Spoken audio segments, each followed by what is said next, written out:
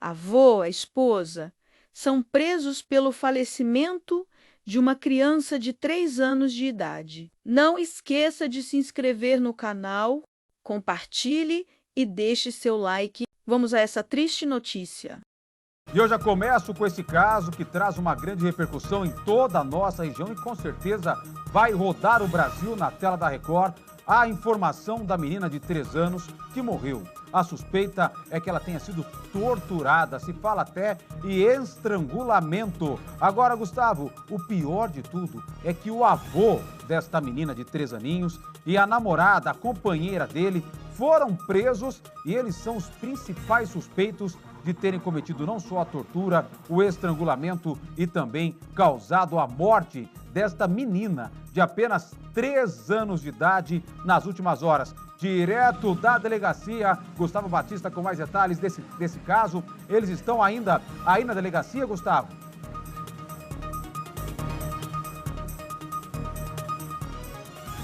Sim, Valentim, estão ainda aqui na delegacia esperando o transporte para irem para o Fórum de Ribeirão Preto, onde vai acontecer a audiência de custódia. E aí o juiz vai decidir então se eles permanecem presos ou não. Fato é que tudo isso, claro, choca toda a nossa região. Nós tivemos acesso ao boletim de ocorrência que fala em detalhes sobre tudo o que aconteceu e também a fotos chocantes que mostram aí todos os ferimentos que esta menina de somente 3 anos tinha, além, claro, da possibilidade de um estrangulamento aí, que pode ter sido um estrangulamento que realmente acabou ocasionando e provocando a morte. Mas, além disso, são vários outros ferimentos aí pelo corpo que indicam que aí, por isso, justamente, que o BO foi registrado como tortura, porque não foi somente esse enforcamento, vários outros machucados, inclusive com diferentes tipos de hematoma, por cicatrizações nas últimas semanas, indicam que ela estaria há pelo menos algumas semanas aí sofrendo tortura por parte do avô e também da companheira dele, segundo o boletim de ocorrência, Segundo o boletim de ocorrência, segundo o BO, a Sofia Emanuele dos Santos, ela foi levada pelo avô na UPA da 13 de maio, aqui em Ribeirão Preto. E aí o que aconteceu? Ele disse ao médico que ela teria passado mal e vomitado no meio do caminho. Durante o atendimento, o médico viu que a menina já estava morta e com rigidez cadavérica e que seria um sinal clássico de morte de pelo menos 2 a 4 horas. A menina ainda estava com vários hematomas roxos e amarelados pelo corpo, indicando em processos diferentes de cicatrização, indicando que ela poderia estar sendo torturada há várias semanas. E aí então foi acionada uma médica legista e ela foi até a UPA e constatou que a rigidez aí que a menina apresentava, o corpo da menina, era uma evidência que ela parece ser de 6 a 12 horas após a morte, não somente de 2 a 4 horas, como o primeiro médico havia atestado. O que evidenciou, claro, a versão apresentada pelo tutor não condizia com a verdade, que ela já estaria morta, então, quando ele teria encaminhado esta menina para a unidade de pronto atendimento. Além disso, ela constatou, essa médica legista, hematomas nos olhos e pescoços, sugestivos da esganadura do enforcamento, e tudo isso, claro, vai ser aí analisado, avaliado com autópsia, o que pode dizer que eles tenham talvez enforcado essa criança, E aí existe a possibilidade da companheira do avô ter enforcado esta criança e não o avô, porque, segundo o depoimento informal que ela prestou aqui na delegacia, ela teria esganado a menina, enforcado a menina quando a menina estava comendo, como uma forma de tentar fazer ela comer. Na UPA, um outro ponto também importante, relatado aí pelos médicos, foi feito um raio-x e constatou uma fratura calcificada nas costas. Olha que situação grave. Então, a menina teria quebrado um osso, ficou várias semanas aí com esse osso quebrado e esse osso acabou sendo calcificado naturalmente, indicando mais um ponto aí, que ela nas últimas semanas estaria sendo torturada, estaria sendo agredida. E aí então, como eu disse, a polícia militar então foi acionada imediatamente, prendeu em flagrante o José dos Santos, o avô de 42 anos, que tem a guarda da neta, e a namorada dele, a Karen Tamires, de 32 anos. O José, ele é o avô materno, e segundo ele, a guarda da criança estava com ele, já que a filha e mãe de Emanuele seria uma pessoa usuária de drogas. Então, para que essa menina não ficasse com a mãe que tem problemas com drogas, ela foi encaminhada aí para o avô, que era o responsável por ela. A polícia esteve no Parque São Sebastião, onde este casal aí morava com esta criança, né? E os vizinhos disseram que nunca viam a criança fora da residência há pelo menos um mês. Então, indicando algo estranho, como assim a criança não saía de casa? Uma situação bem complicada. Os dois foram levados para a delegacia, como eu já disse, estão à disposição da justiça e devem passar logo após um almoço por audiência de custódia. Tem um outro ponto importante, foi relatado na unidade de pronto atendimento, na UPA da 13 de maio, é que desde 2023, esta menina não passava por atendimento médico. Então, ela não recebeu vacina, não recebeu nenhum tipo de cuidado neste período, o que demonstra aí mais uma vez a possível negligência, né, por parte deste avô aí como tutor desta menina. Por que será que ela não foi encaminhada? Por que será que ela não recebeu todo o tratamento médico necessário? Tudo isso foi levado em conta e na hora, então, dos policiais prenderem este homem e também a companheira dele. A gente teve acesso ao depoimento informal que este avô deu agora há pouco. Ele disse que não ficava 24 horas em casa porque tinha que trabalhar e ontem, né, quando chegou, a criança já estava passando mal, tentou reanimar ela, mas já estaria mole. Ela teria começado a vomitar, deu uns tapas nas costas, fez um boca a boca, levou ela então na sequência até a UPA da 13 de maio e confirmou mais uma vez, nesse depoimento informal, que a namorada teria enforcado a menina para que ela comesse. Essa informação, inclusive, está relatada no boletim de ocorrência da Polícia Militar. Segundo ele, apesar de tudo isso, o casal tinha sim um bom relacionamento, mas ele comentou que a mulher teria algumas demonstrações aí que não gostava da neta dele, não gostava da criança. E ele comentou que não teria visto esses hematomas aí todos que estavam na menina. Inclusive, a menina tinha indícios indicativos de subnutrição, além de todos esses hematomas. E ele disse que a menina sempre estava com muita roupa, ele não verificava que ela estava aí com todos esses machucados, porque ela estaria sempre vestida. E destacou mais de uma vez que ele não agrediu a menina, ele não enforcou a menina e nem matou esta menina, esta neta dele. E aí ele, em certos momentos, apontou que com certeza foi algo então que a companheira dele fez e não seria ele o culpado. Claro que tudo isso aí vai ser investigado pela Polícia Civil, Valentim. Muito mais fácil para ele acusar a companheira, né? Muito mais fácil, mas nós não estamos falando de um fato que tirou a vida dessa criança de 3 anos. Nós estamos falando de uma sequência de acontecimentos que tirou a vida dessa criança. É absurdo você imaginar, como o Gustavo falou, que essa criança ficou sofrendo com uma fratura em um osso nas costas e esse osso calcificou. Essa fratura, com o tempo, com a falta de cuidado, calcificou. Isso, para você ter uma ideia, já é uma negligência. Você acha que esse homem que aparece aí agora falando, não, eu não fiz nada, eu só trabalhava, a criança estava com muita roupa, olha só os sinais que a gente tem, que esse homem também cometia essa negligência, que essa mulher que ele acusa agora, a companheira dele, ela estrangulou e matou. Não, essa criança, ela foi assassinada aos poucos, ela foi morrendo dia a dia. Quando lá atrás, em 2023, quando ela tinha 1 ano, que foi a última vez que ela deu entrada para tomar uma vacina,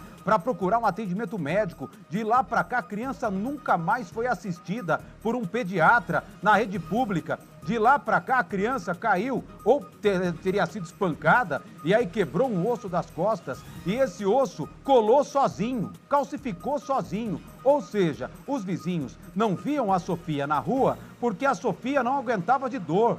Com certeza não conseguia levantar da cama. E aí não tinha nenhum tratamento, nenhum remédio. Aí, de repente, para piorar a situação, essa menina estava muito magra. As fotos, que são assustadoras, são chocantes, do corpo dessa criança, mostram que ela estava desnutrida, que ela passava fome. E aí, com certeza, com a dor, com toda a situação, com as marcas roxas espalhadas pelo corpo, que também sinalizam a tortura, essa criança não conseguia nem comer. Olha a situação. E aí ontem, né, nas últimas horas, ela foi estrangulada. pela vodrasta, pela namorada aí do avô, pela companheira, porque ela não conseguia comer. Gente, olha que situação absurda o que essa criança passou nas mãos, e não importa quem deu, infelizmente, o último tapa, o último soco, a última agressão para matar a criança. Essa criança não morreu ontem, essa criança morreu já há um bom tempo. Ela vinha sendo aí aos poucos torturada pelos sinais, e eu não estou falando, não estou falando o que eu acho, eu estou falando o que está escrito no boletim de ocorrência. Mantém o Gustavo comigo, me dá o boletim de ocorrência. O Gustavo falou agora há pouco sobre esse caso, a gente traz aqui também esses trechos. Esta é a mulher que, segundo o companheiro dela, o avô da menina, que tem a guarda, porque a mãe da menina, infelizmente, está perdida no mundo das drogas, mas essa guarda dada para o avô também, infelizmente, custou a vida da pequena Sofia, porque ele deixava nas mãos de uma mulher que não tinha nenhum tipo de afetividade pela criança, não tinha nenhuma obrigação, porque não era nada dela, não era nada minha, cuidava do jeito que dava para cuidar, com agressões, com situações como essa de estrangular, forçando uma criança de 3 anos a comer. O que sofreu essa menininha nas mãos desse casal? Eu tenho imagens do boletim de ocorrência? Eu tenho imagem? Me dá a imagem do boletim e a gente acompanha, ó. O que eu tô falando aqui é amparado no boletim de ocorrência, tá? É o Valentim, não. Não é o Valentim que tá falando, não. Eu tô falando isso aqui, ó. O avô da criança, olha o boletim. Responsável legal pela mesma compareceu à UPA relatando que a criança está passando mal, que ela teria vomitado durante o trajeto. O médico pediatra teria notado que a criança já estava morta. Olha só, sinal clássico de morte, e não tem essa. O avô está mentindo, segundo o médico. Não sou eu que estou falando, é o médico. Olha o que o médico fala. Sinal clássico de morte de pelo menos de 2 a 4 horas. Ou seja, a versão que a criança vomitou no carro é uma versão mentirosa, segundo o médico, tá? Segundo o médico, tá? Porque a gente que é jornalista, é tudo amparado em fonte oficial, tá? Segundo o médico, aí segundo a polícia, você tá vendo, né? E aí o médico verificou uma rigidez cadavérica por todo o corpo, o que evidencia que aparece aí de 6 a 12 horas, ou seja, né? Sinal clássico de morte já aqui amplia para bater de frente com o argumento dado pelo avô. Não cheguei lá, fiz boca a boca, tentei salvar a vida dela, bati nas costas, nada. Tá aqui, ó, a criança estava morta,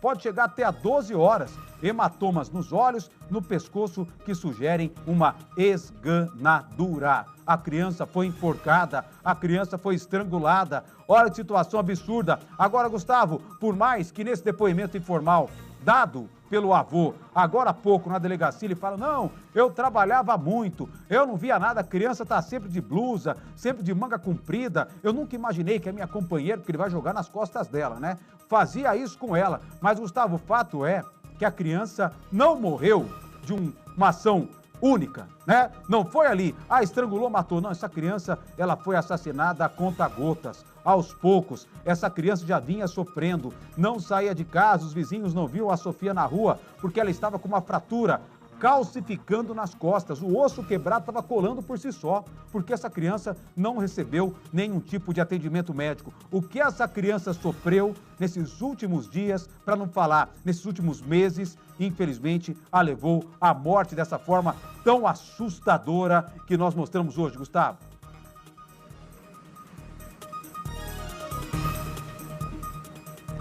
Assustadora mesmo. Tudo isso que você comentou, Valentim, deve ser levado em conta na hora, com certeza, da audiência de custódia que vai acontecer daqui a pouco. Apesar deste homem negar que teria provocado a morte direta desta criança de somente 3 anos aí, pelo enforcamento, possivelmente, como foi indicado pelos médicos, todos esses hematomas que ela tinha indicam que ela sofria maus tratos, sofria uma tortura. Até por isso que o boletim de ocorrência foi elaborado como tortura seguido de morte que aconteceu com essa menina. Tudo isso deve ser levado em conta aí pela Polícia Civil a partir de agora, nas investigações. A gente teve informação que nem o avô e nem a companheira teriam passagens policiais, então não seriam pessoas relacionadas a qualquer tipo de crime, indicando com certeza que o que acontecia realmente era uma violência doméstica dentro do próprio lar. E tem uma outra informação também não confirmada, que em Itapetininga, cidade, né, que é aqui do estado de São Paulo, seria a cidade que esta menina teria nascido. E ela estaria, a família, né, teria uma convivência não somente aqui em Ribeirão Preto, mas também por lá. Nós não conseguimos a confirmação se a mãe, né, que é usuária de drogas, seria moradora de Ribeirão Preto ou dessa cidade. Fato é que a menina convivia nestas duas cidades, nesses dois municípios aqui no estado de São Paulo. O boletim de ocorrência foi elaborado, agora acontece a audiência de custódia, e como foi feito esse boletim em um plantão policial, com certeza a informação que nós temos é que este caso deve ser encaminhado a partir de agora para a Delegacia de Defesa da Mulher, que cuida aí dos casos de violência doméstica, e deve, claro, ser investigado pela Polícia Civil, que deve ouvir novamente o avô, a companheira dele, para dar prosseguimento neste caso, né? Mas com muita tristeza a gente tem a morte de uma criança de somente 3 anos aqui na nossa região. Olha, me dá mais uma vez a imagem do avô falando aí rapidamente, né, o Gustavo? Vou pedir até para o Gustavo repetir para a gente. Nós temos imagens dele falando, dando um depoimento informal dentro da delegacia, ainda momentos depois que ele foi preso, né? Essa imagem aí. E aí, Gustavo, dentro de tudo que ele falou, você citou agora há pouco alguns trechos que ele já, né, dá indícios que vai tentar tirar o corpo fora. Ou seja, vai tentar colocar a culpa em cima da companheira dele, da namorada. E aí você citou alguns trechos que eu vou pedir para você repetir, já que o depoimento dele foi alguns minutos, né? Demorou algum tempo, mas ele falou justamente sobre tentando se justificar e tentando tirar o corpo fora da morte dessa pequena menina de apenas 3 aninhos, neta dele, Gustavo.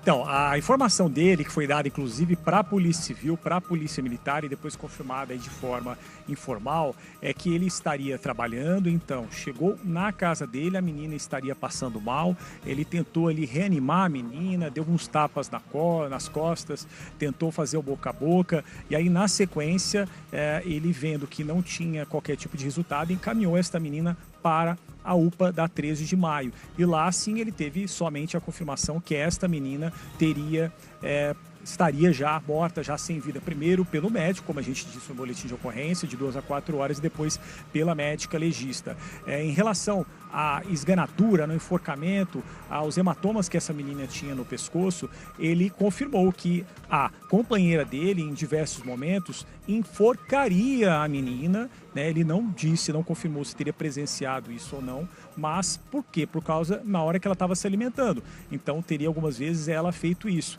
Então, pode ter sido isso a causa da morte ou também não, porque pode ser que ela fez isso em outras situações. Tudo isso vai ser investigado aí por parte da polícia. Ele confirmou que realmente a companheira não gostava da neta dele, mas disse que apesar disso, ele e a companheira tinham um bom relacionamento.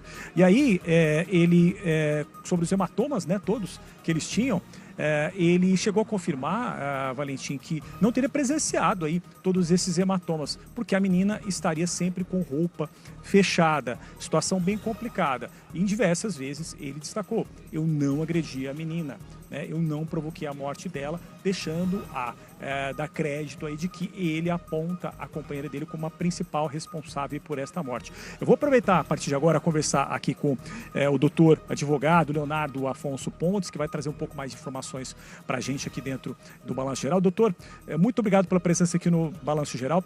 Por favor, o senhor está acompanhando esse caso, acredito, desde manhã, recebeu informações.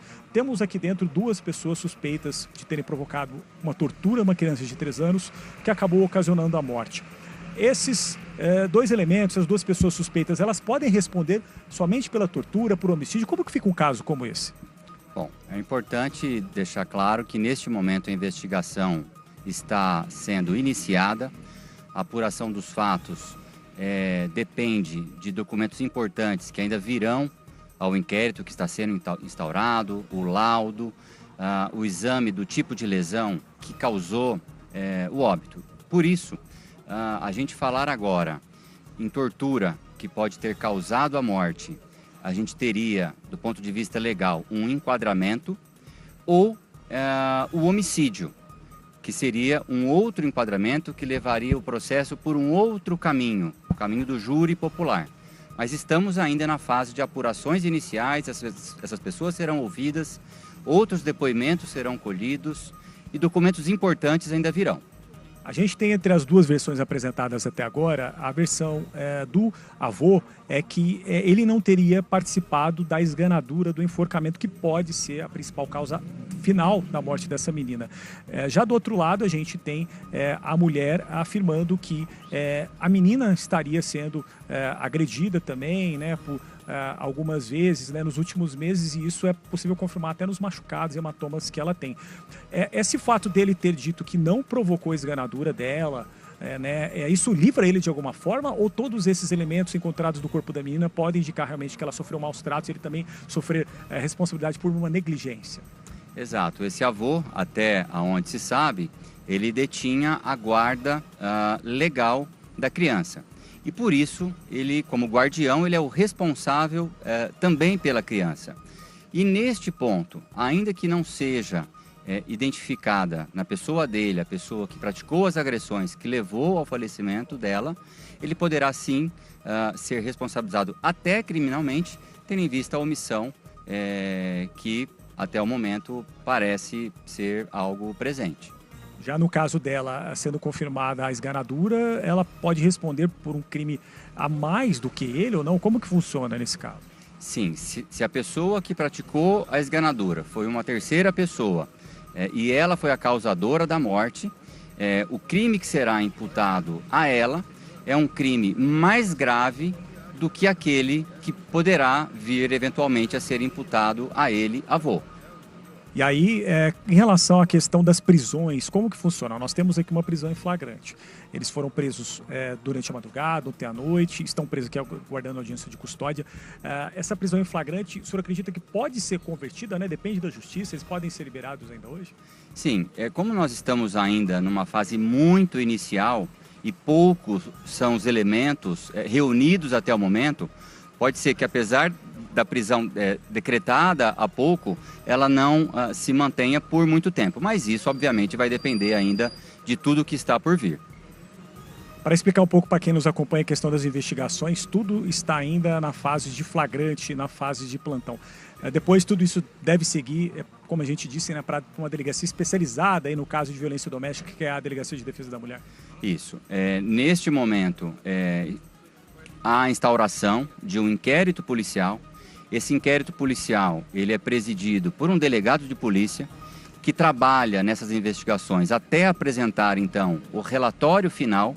A partir daí, este documento ele é encaminhado para o Poder Judiciário, o juiz de direito recebe esse material, encaminha para o Ministério Público e é o Ministério Público quem vai, de acordo com aquilo que foi apurado, oferecer a denúncia contra um, contra o outro, contra ambos, pedir novas diligências, mas realmente as diligências ainda acontecem agora nessa fase inicial policial e poderá até na fase judicial ser necessária. Doutor, para a gente agora realmente terminar, casos contra crianças, eles são mais agravados dentro do sistema criminal e de justiça?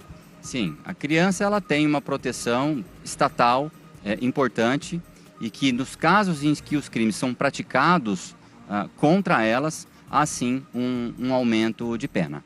Muito obrigado, conversei com o advogado que trouxe informações para a gente importantes aqui dentro do Balanço Geral, explicando todos os desdobramentos que podem acontecer a partir de agora, né? Qual que é a situação aí do avô e também da companheira, Valentim. Olha, agradeço ao advogado falando ao vivo com o Balanço Geral. Gustavo, vou te liberar, mas só quero uma informação rápida, né? Os dois continuam presos, eles estão aí dentro da delegacia, dentro da central de polícia judiciária, claro, em celas separadas, devem ser relevados em instantes, até em alguns minutos ou até algumas horas, direto para penitenciárias aqui da nossa região. É essa informação e a polícia também deve falar sobre esse caso ainda hoje dentro do Balanço Geral. É essa informação que nós temos, Gustavo?